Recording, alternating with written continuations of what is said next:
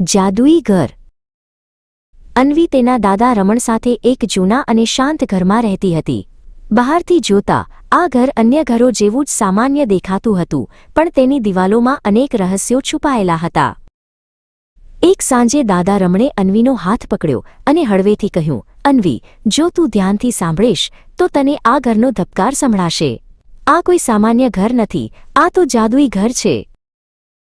અન્વી જેવી લિવિંગ રૂમના વાદળી કાર્પેટ પર ચાલી તેને નવાઈ લાગી। કાર્પેટનું કાપડ પાણી જેવું નરમ થઈ ગયું અને તેના દરેક ડગલે પાણીમાં થતા કુંડાળાની જેમ લહેરો ઉઠવા લાગી। દાદા રમણ કાગળની નાની હોડીઓ લઈ આવ્યા।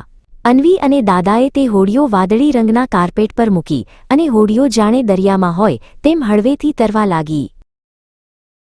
રસોડામાં જઈને દાદા રમણે મસાલાના જૂના ડબ્બાઓ ખોલ્યા। હળદર, મીઠું અને મરચું દરેક ડબ્બામાંથી મધુર સંગીત અને ગુંજારવ સંભળાવા લાગ્યો, જાણે તેઓ કોઈ જૂનું લોકગીત ગાઈ રહ્યા હોય। અન્વી મસાલાના ગીતો પર નાચવા લાગી જ્યારે દાદા રમણ લયબદ્ધ રીતે ચમચો ફેરવીને રસોઈ બનાવી રહ્યા હતા। આખું રસોડું આનંદ અને મધુર સુગંધથી ભરાઈ ગયું। જ્યારે અન્વી ઉપરના માળે જવા ગઈ ત્યારે લાકડાની સીડીઓ અચાનક બદલાઈ ગઈ। તે સીડીઓને બદલે એક લપસણી બની ગઈ જે ખૂબ જ ચળકતી અને લીસી હતી। અન્વી ઉપરથી સરકીને નીચે આવી અને દાદા રમણે તેને હસતા હસતા ઝીલી લીધી।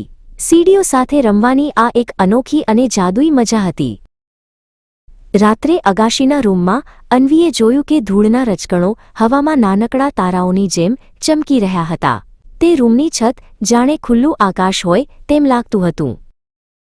અન્વી દાદા રમણના ખોળામાં માથું રાખીને સૂઈ ગઈ। તેને સમજાયું કે ઘર જાદુઈ ત્યારે જ બને છે જ્યારે તેમાં પ્રેમ, હાસ્ય અને કલ્પનાની શક્તિ હોય।